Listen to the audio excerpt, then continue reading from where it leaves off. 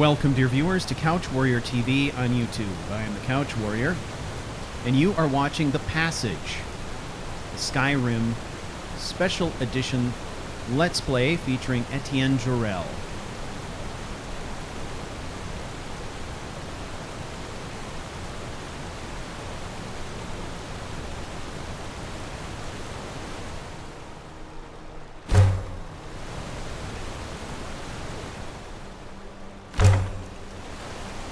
Well, we are back. We're in our picturesque little camping spot here.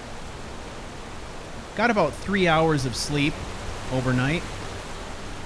Kind of a quick nap, really. But it's enough for a rested bonus, so not too shabby. And Ettient is going to get something to eat here, and then we're going to do a couple of things. We're going to map out what our progress is going to be for the day. But we're also going to discuss... We're going to discuss some things that are specific to where we're at right now in our mission. So let's take a look.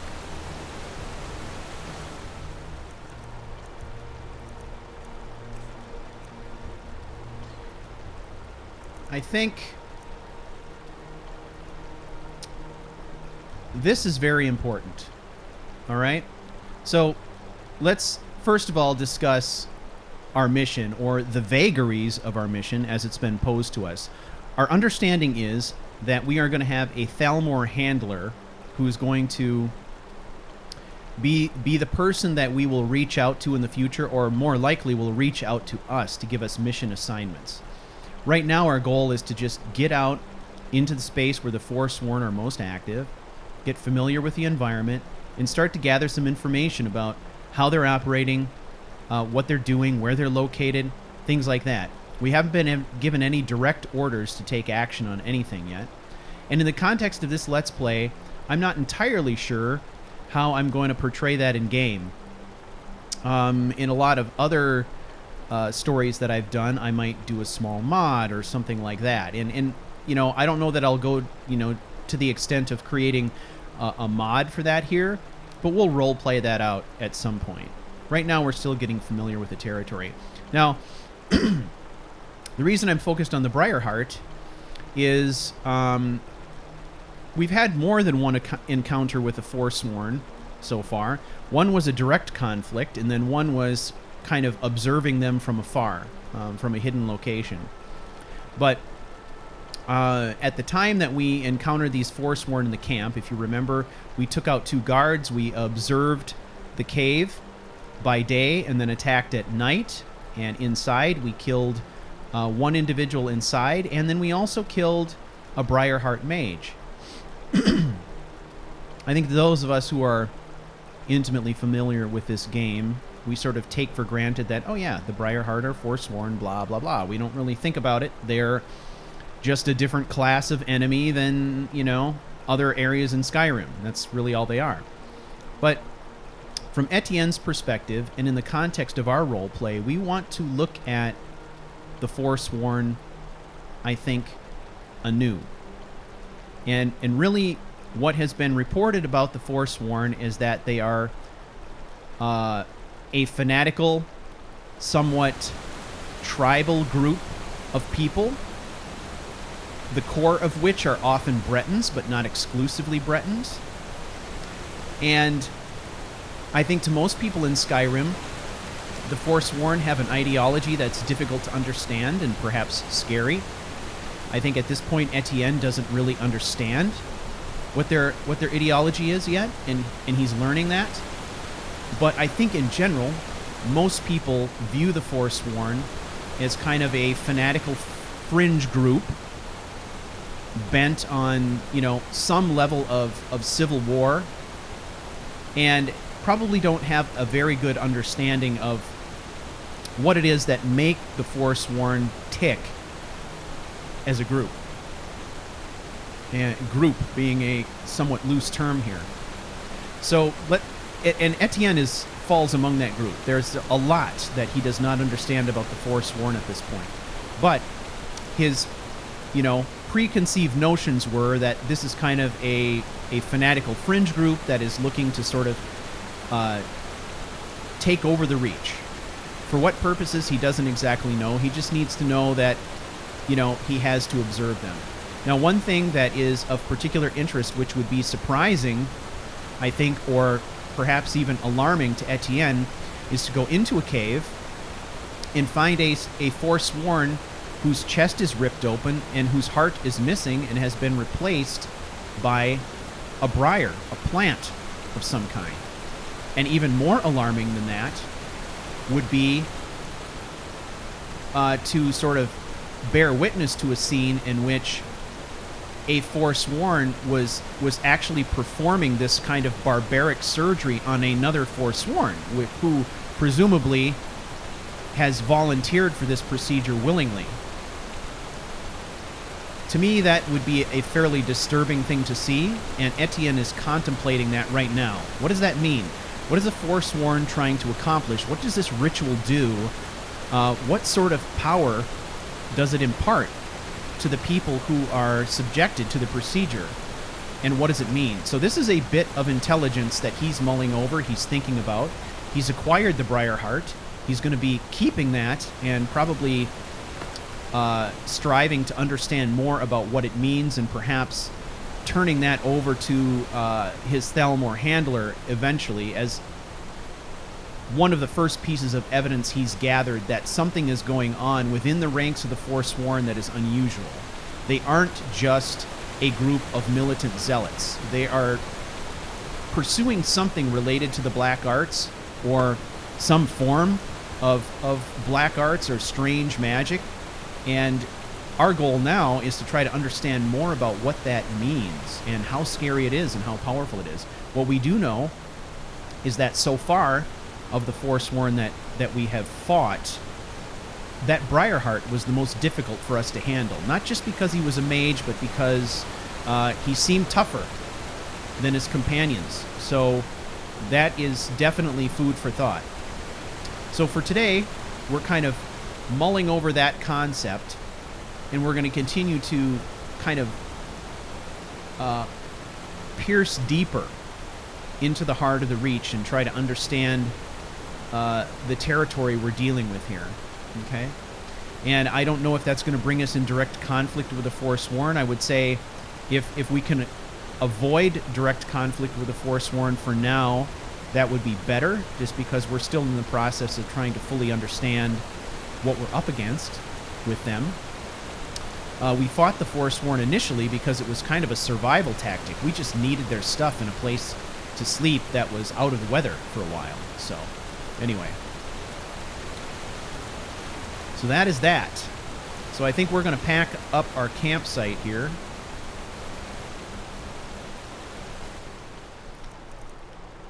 If we do a little inventory here, we have quite a bit of food left. There are a lot of vegetables here that we just don't really have the power to cook, so we may be eating them raw for a while until we are perhaps a bit better established. For now, we've been eating a lot of apples, we've eaten up our bread, we've eaten some vegetables, and we've got a lot of roasted meat that should keep for a while, which is good. We've got our outdoor bedding, we've got a tent that we can pitch, which is great. We've got some raw materials here that I have a feeling are going to come in handy for a lot of different things later on. We've been gathering kind of some random ingredients. At some point, we'll be able to start playing with these and maybe do some things with them. Okay. We've got several books in our inventory, right? And at least one of these we actually gathered from a Forsworn camp. So at some point, we'll probably sit down and kind of flip through that book to see if there's any significance to it as well. We've got a number of different potions, all right, which we may or may not understand. And this was a question I posed last time around. I did get a little bit of feedback, not a lot, on how people handle that. And the one suggestion was, hey, maybe you just hang on to those potions and then you kind of role play the next time, you're at an alchemist asking what they are, for example. I think that's a great idea. I think that'd be a great way to kind of role play the act of trying to determine. Oh, look, I recovered some wood. That's cool. Trying to determine what a potion does. Given his background, what I am saying for now is that Etienne is able to readily identify things that are poisons, but not necessarily able to readily identify potions that are potentially beneficial type potions. That's where he kind of reaches the limit of his cursory knowledge of alchemy. So, all right. So we want to find a safe place to cross here. And I'm thinking further up is probably not going to do it. There is a trail across the river from us. I think we'll go down river.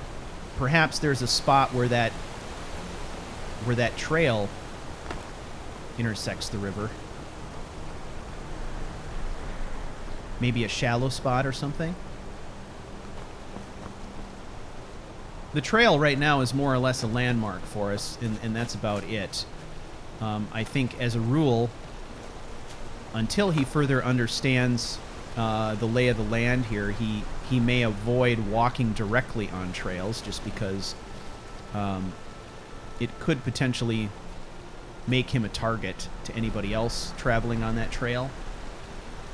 And you may have noticed, when I'm traveling, a lot of times I am looking for the high ground, and I'm traveling along the high ground. So one of the things we're going to see with his character, whether we like it or not, is a fair amount of rock hopping going on with him.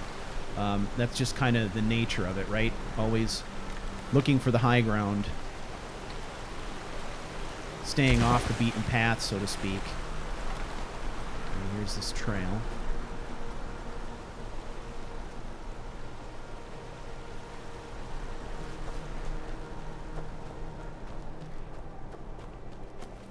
And usually, my procedure is, when I come to the crest of a hill, automatically into sneak mode. Every single time. Just to make sure as I crest the hill, if there's enemies on the other side, I'm at least somewhat prepared.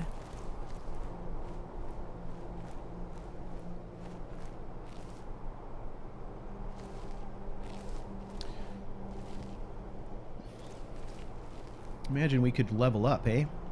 Let's do that. Okay. Again, we'll just divide our points evenly between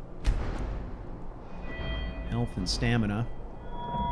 So generally, as a rule, early on, I like to, for roleplay's sake,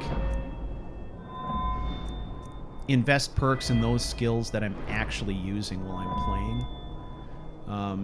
We've got really nothing here to invest in. We've got the first couple levels of overdraw.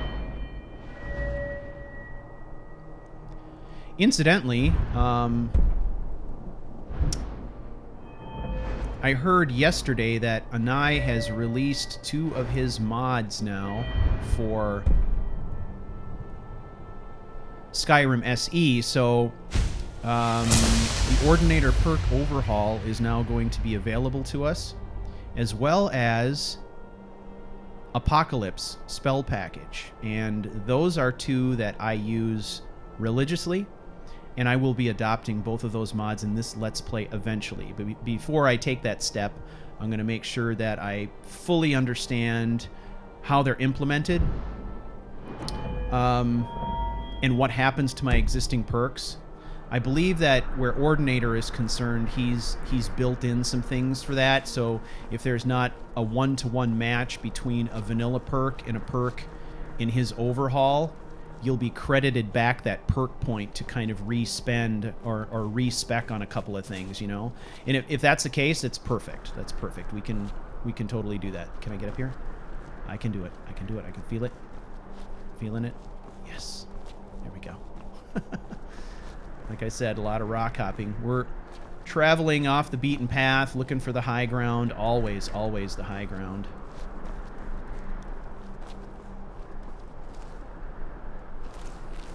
Okay, there's a larger structure. Another one there.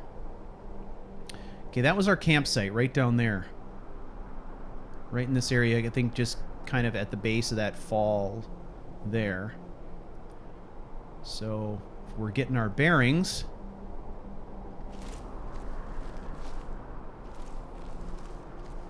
Okay.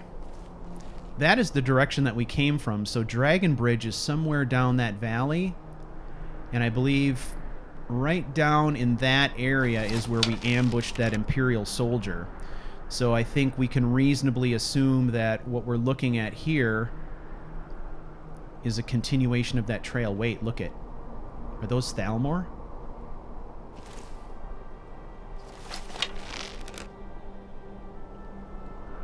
They are.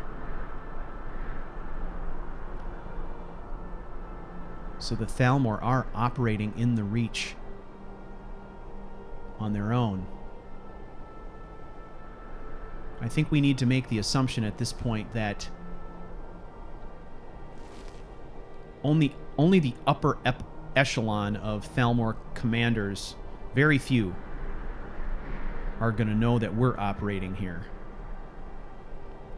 So, given how we're dressed and geared up right now, those Thalmor soldiers would look at us as a Forsworn just like anyone else, so we would be a target. So we will definitely not be reaching out to them. Look at this. What a great camping spot this is. You can see down to both sides of the valley here. This is awesome. I'll have to keep that in mind. You know, at some point, what I ought to do is just name these spots and, you know, keep track of them. Maybe I'll find an interesting way to do that. That would be fun, I think. Because there's so many cool little nooks and crannies all over the place, especially in the Reach. Okay, look at that high point. I think that's where we want to get next. We want to cross this valley and get up in there, but we got to do it while at the same time avoiding this Thalmor patrol, which seems to be operating exclusively here in this area.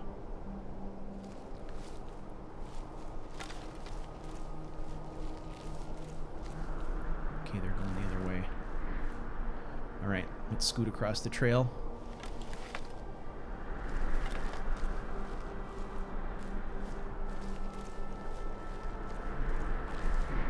Oh, wait.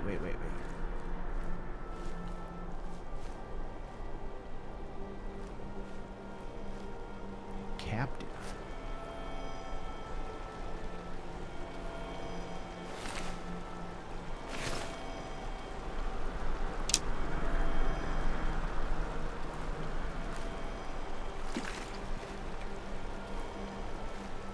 Okay, there was a Forsworn arrow right by her.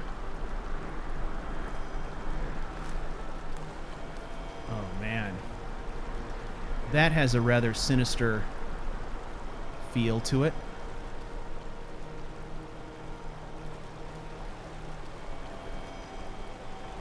Oh, look at... Okay. These are her things laid out. Father wouldn't like it if he caught me swimming out here again, but I just can't help myself. Forsworn sightings be damned.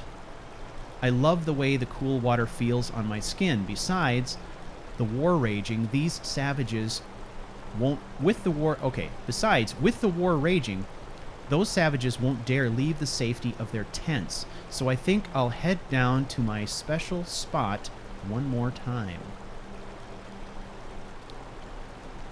Alright. So she was probably ambushed by the Forsworn in mid-swim.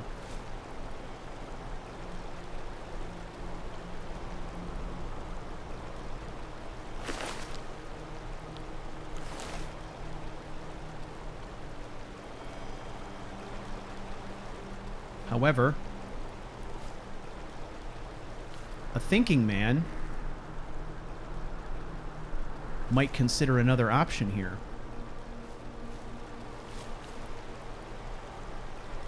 We have a Thalmor patrol close by. Is it possible that they could have planted her here, and maybe this is a little trap to try to draw Forsworn out from their hiding places and then attack them? Could it be that this whole setup was completely engineered by the Thalmor as a trap? I'm looking at this, right? And the way everything is so neatly laid out. The presentation of the body with a conveniently placed Forsworn arrow. It all feels fabricated. So, as Etienne is looking at this, he doesn't know exactly what has happened, but he tends to think that that's a setup.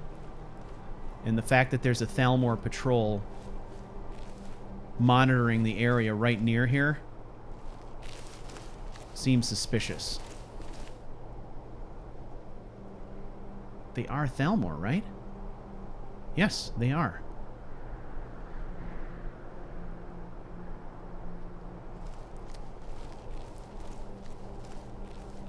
So what do? They just capture this girl, bring her out here and murder her to set a trap, maybe?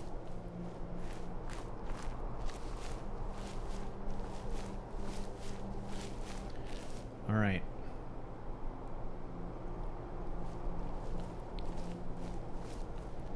So that's why I didn't touch any of the stuff there. I left it all undisturbed. I didn't take anything.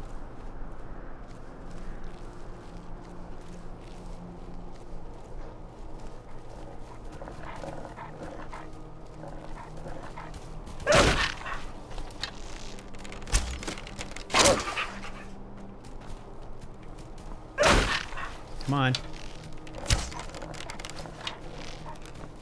Give me a hard time.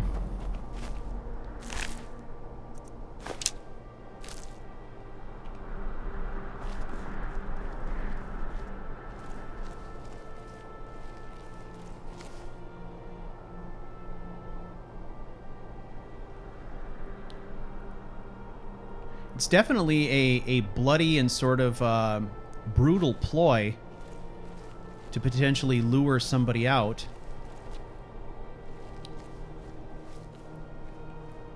But at this point, I think, you know, Etienne is intimately familiar with the brutality of the Thalmor. Having been in their prisons for 3 years, I'm sure that he's very, very familiar with their tactics and understands what they're capable of. And if the Forsworn are considered to be zealots, the Thalmor, in his mind, are equally bad if we're going to be talking about zealotry.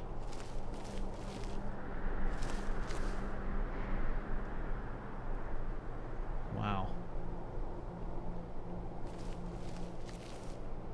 Okay, let's see what we can see from up here.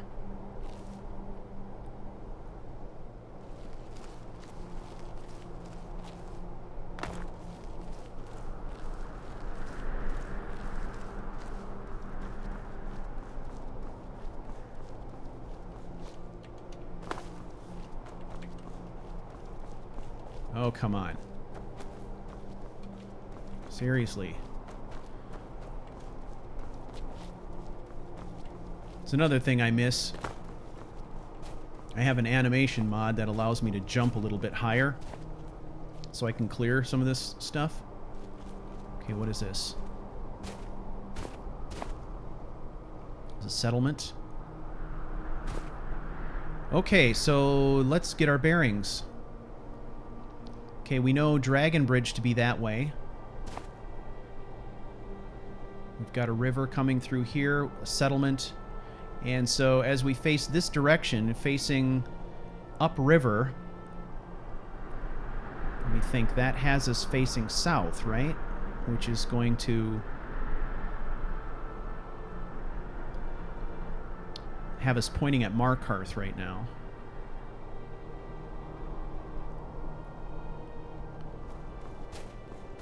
All right, let's follow the top of this ridge line. And while we're doing it, let's talk a little bit about the circles of character conflict. I am going to put a link in the description for this video to an article that I wrote some time ago on the circles of character conflict. And what it is a way to sort of measure a character's relationship to self, individuals, and society in general. So if you imagine a set of 3 concentric circles, circles inside circles, at the very center, the center circle is the character's relationship with self. How does the character see themselves, relate to themselves, right? And the middle circle is, how does the character relate to loved ones and close friends? That's the interpersonal. So we have self, interpersonal, and then the outside ring is extrapersonal or societal. And by kind of couching things in that way, we can start to think about some of the details for how our character is going to react in certain situations, and we can link those together with other things.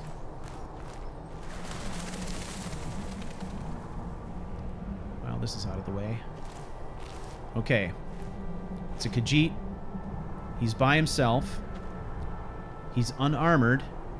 So we are going to take an opportunity to talk to him. See if we can find anything out.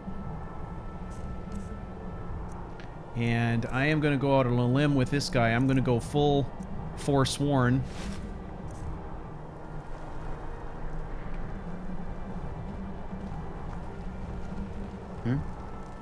This one needs something? I'm going to talk to you. Can I not do that? Okay. Need something? What are we looking at here?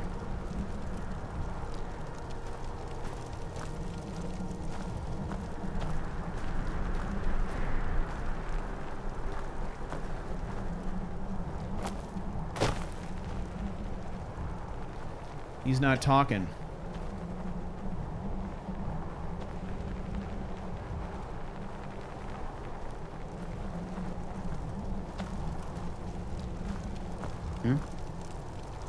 Need something? He doesn't seem to have an issue with us looking around his place here. Need something?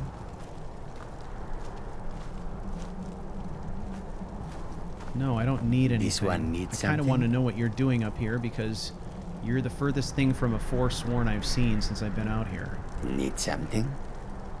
Why are the Forsworn not crawling over you? Kicking you out, taking your scalp, whatever it is. Alright, he doesn't seem like a threat. He looks like we could take him if we had to. So, let's talk a little bit about the inner circle, the relationship with self, because we talked about it a little bit in the last episode when we were discussing the whole concept of, well, let's see, it was a couple episodes ago. We were discussing the concept of the game. You know, and this idea of Etienne's morality, when it's okay to kill, and his views on killing, and kind of the traits that sort of establish him as the hard-boiled warrior that he is. He's a soldier, right? Now, he's obviously a soldier kind of gone rogue, right? He's working on another agenda now than what he used to be. But still, there's an interrelationship between this idea of self, and we talked a little bit about how he has kind of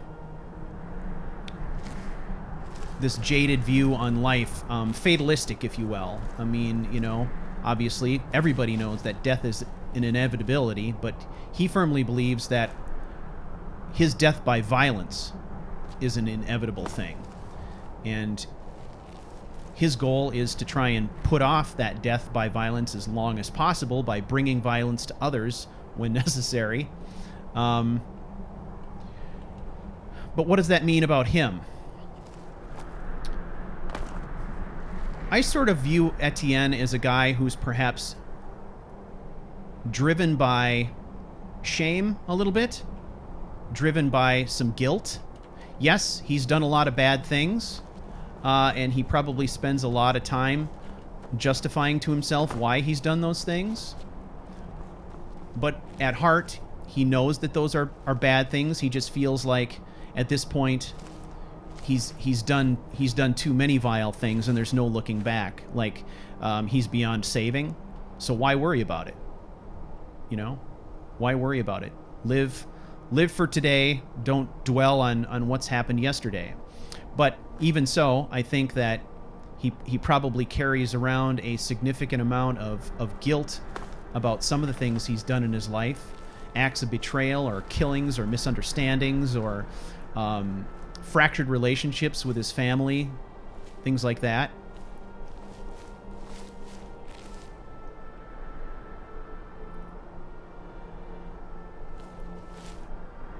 And we'll dig into this a little bit deeper when we start talking. Eventually, we're going to start talking about characters' weakness and vulnerability.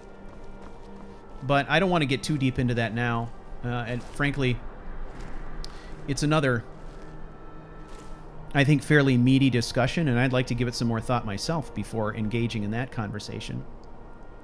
So let's, suffice it to say for now that he's a guy who lives with some guilt. And he lies to himself a little bit, saying, in a cavalier way that, what's done is done. There's nothing I can do about it. But it doesn't change the fact that he feels bad, perhaps, at moments in his life about things that have happened in his past that he's been responsible for, that have hurt others. But in the presence of other alphas, in the context of the game, he has to put on a face that basically says, I don't care, right? And the worst thing you can do in a room full of alphas is show vulnerability. And admitting that level of fault or guilt or whatever may be construed by others as a sign of weakness. So he's the kind of person who takes those bad feelings and buries them away and hides them under a facade of hard-boiled warrior posturing, because that's what he knows. So let's talk about relationship with others. We talked about that center circle a little bit, interpersonal relationships. He is estranged from his family. He has a sister that he doesn't talk to. He makes assumptions that people in his family are not interested in him and don't want to see him. And that ties directly into his guilt, where he's saying to himself, I've done these bad things. I've brought shame to my family. There's no way they could possibly ever be interested in talking to me. So I'm just going to isolate myself. I'm going to stay away. I'm going to not make matters worse. When, in fact, what he's doing is he's kind of taking the chicken shit way out, right? He's not talking to his family. He's just avoiding and isolating himself. So I would say, that's kind of where we are, right? He's isolating himself and he's estranged. But we don't really understand the full scope of that,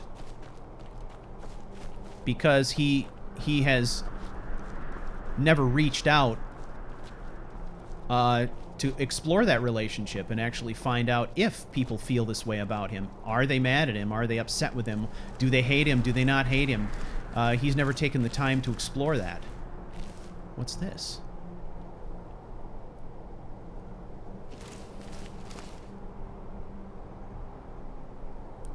What do we got here? There's a dead body and a horse. What is that? Who is that? It's a soldier. It's not an Imperial soldier. Someone in a hurry. And where was the horse going? Is that a merchant?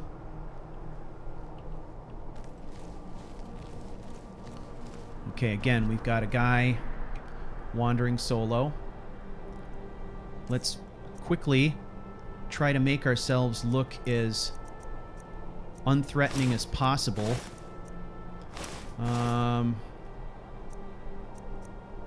We'll do fur armor, fur bracers, boots. Okay. We're going to approach him and talk to him, so we want to we don't want to look like a forsworn.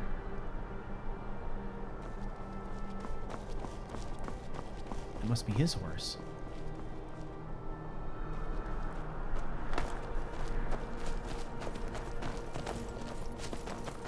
Hey there.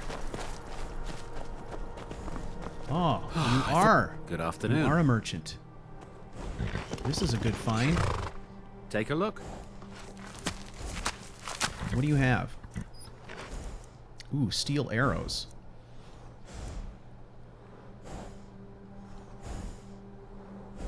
Those are definitely worth the money.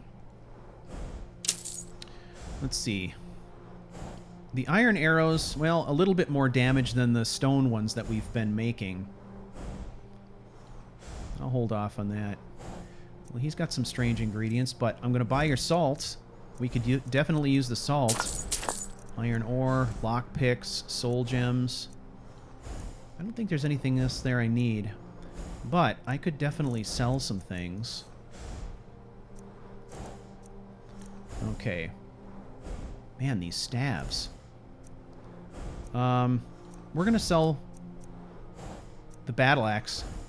I mean, we acquired it thinking that we might use it, but he's been, you know, defaulting to one-handed weapons, and we haven't invested in any one- or two-handed skills yet, so I think we're going to commit to going one-handed. We only need one dagger. As far as apparel goes, we don't need the circlet. We can get some money for that. We haven't been using the hide armor.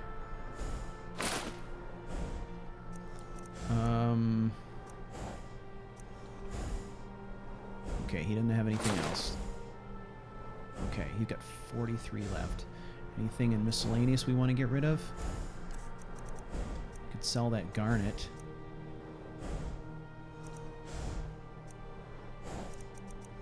Although I don't think that's worth it. I mean, we've certainly helped ourselves out in terms of encumbrance. If I were going to buy anything else from him, it would probably be these iron arrows, but they really only do one more point of damage than what we've already got from the arrows we can make on our own. So I think we'll stick with that. Hey, thank you. Yep. See you. Okay, this is interesting. We will have to note this spot, because if he's around here frequently... Look at this guy. Oh, look at that. We'll take some iron arrows right there. Hunting bow does 12. We're already doing better than that. And that's really it.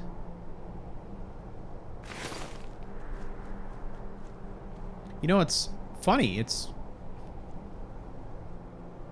kind of incredible to think how far in we are here. Ooh, an iron sword.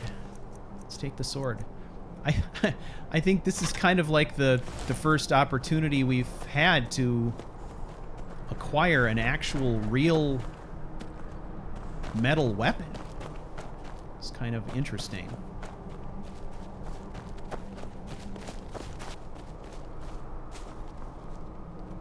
Ooh, what do we got here?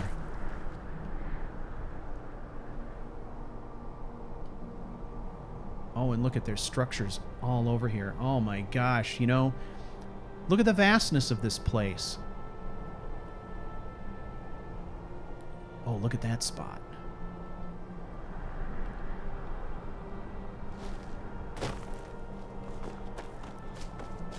Can I get over there from here without hurting myself?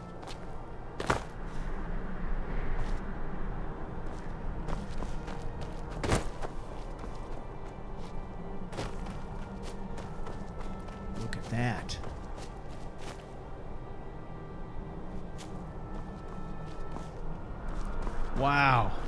Holy cow. This is a great spot.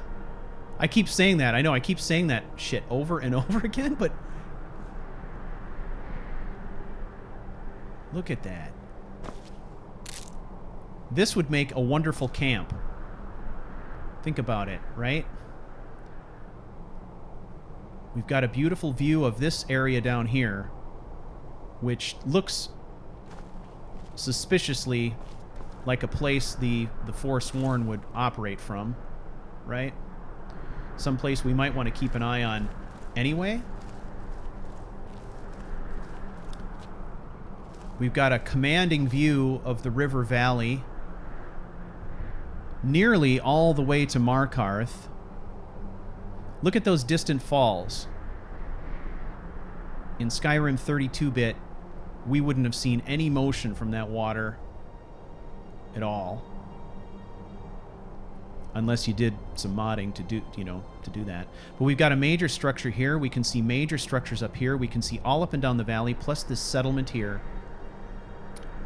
All right, ladies and gentlemen, I am going to call it for this episode, but I will issue to you a challenge, and that is this spot is going to be a spot of significance for Ettient. This is a place where we can see so much of the Reach. It's a commanding spot, and this is going to turn into something of a mainstay, a place where we will come back to frequently.